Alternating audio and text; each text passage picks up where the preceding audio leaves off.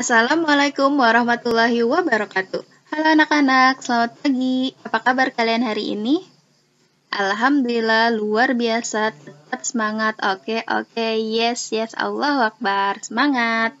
Alhamdulillah, hari ini kita dapat bertemu kembali dalam pembelajaran jarak jauh. Hari ini kita akan belajar tema 7, subtema 1, pembelajaran 1. Tujuan pembelajaran kita hari ini adalah kita akan mengetahui peristiwa kebangsaan pada masa penjajahan. Nah, sudah siap untuk belajar? Oke, sebelum pembelajaran dimulai, alangkah baiknya kita berdoa terlebih dahulu agar pembelajaran kita hari ini diberi kemudahan. Berdoa, mulai.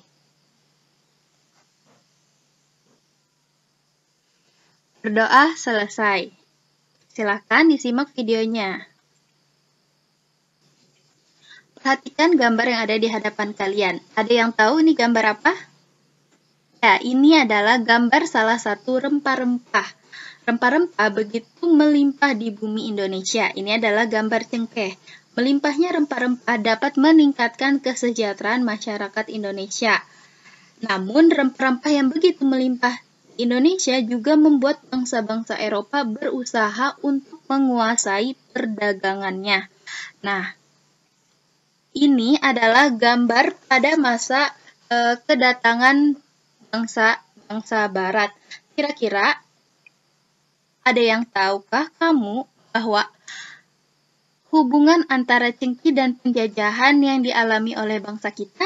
Ada yang tahu hubungannya? Nah, Cengkih ini merupakan salah satu rempah-rempah yang memiliki banyak sekali manfaatnya. Nah, Cengkih juga ini dimanfaatkan bangsa Cina, Jepang sebagai dupa atau sebagai obat-obatan dan aromaterapi. Nah, karena cengkih ini bernilai ekonomis yang sangat tinggi, yang sangat mahal. Oleh karena itu, cengkih merupakan salah satu rempah-rempah yang menjadi buruan bangsa Eropa, sehingga ini memicu terjadinya penjajahan di Indonesia. Wow, sejarah yang sangat menarik.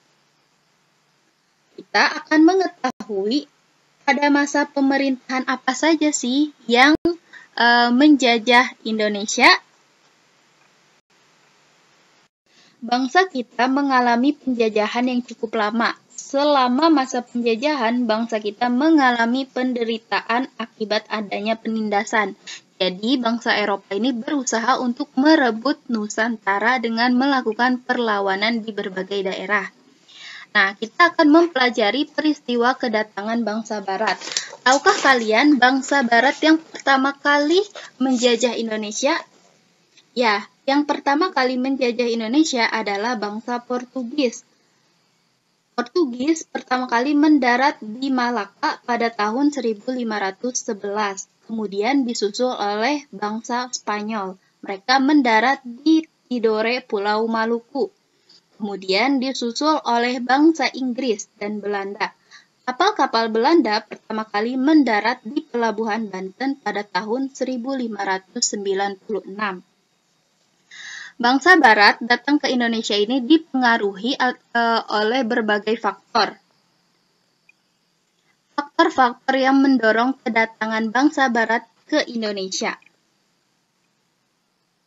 Yang pertama, gold. Gold ini artinya kekayaan. Jadi adanya keinginan mencari kekayaan di Indonesia. Karena kita tahu Indonesia ini sangat kaya akan rempah-rempah. Dengan harga rempah-rempah yang sangat mahal, mereka sangat tertarik untuk menguasai kekayaan Indonesia, yaitu salah satunya berupa rempah-rempah. Yang kedua, nah ini rempah-rempah ini banyak, salah satunya cengkeh, kemudian ada pala, ada bunga lawang, kayu manis, dan lain-lain. Yang kedua, ada yang namanya gospel. Ini adalah keagamaan. Mereka menginginkan menyebarkan agama mereka di tanah Indonesia ini. Misi tersebut adalah misi khusus menyebarkan agama kepada penduduk-penduduk yang dikuasainya, yaitu Indonesia. Yang ketiga adalah glory. Ini adalah kejayaan. Jadi adanya keinginan mencari kejayaan.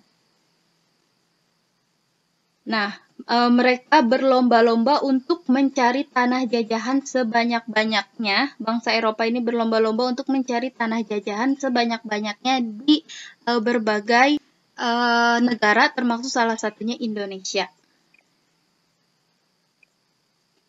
Nah, yang keempat ini adalah perkembangan ilmu pengetahuan dan teknologi.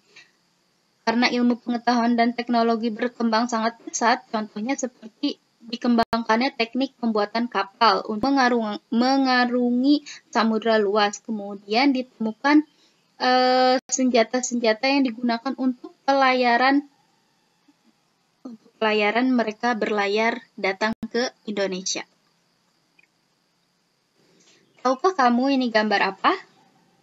Ini adalah gambar cengkeh pada cengkeh yang masih muda. Nah, cengkeh ini kan sangat bermanfaat. Untuk dapat mengambil manfaat cengkeh secara maksimal, cengkeh yang telah dipetik kemudian dikeringkan dengan cara dijemur. Selama proses penjemuran, maka cengkeh terjadi perubahan warna. Dari yang semulanya kuning dan merah, kemudian menjadi hitam dan coklat seperti gambar yang ada di hadapan kalian. Nah, proses pengeringan cengkeh ini terjadi adanya perubahan benda yang disebabkan oleh kalor atau panas dari sinar matahari. Nah, kita akan mengamati sifat-sifat benda, karena sifat-sifat benda ini mengalami perubahan. Ada yang tahu sifat-sifat benda itu ada apa saja? Benda-benda yang ada di sekitar kita ini digolongkan menjadi 3 sifat-sifatnya. Yang pertama ada yang tahu? Yang pertama ini ada balok, kayu. Kayu itu bersifat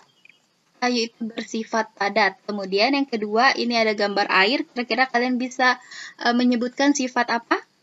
Ya, sifat cair. Yang ketiga ada balon. Balon identik dengan gas. Jadi, sifat-sifat benda ini ada 3. Yang pertama, padat. Yang kedua, cair. Yang ketiga, gas. Nah, ketiga sifat ini dapat kita temukan dalam kehidupan sehari-hari.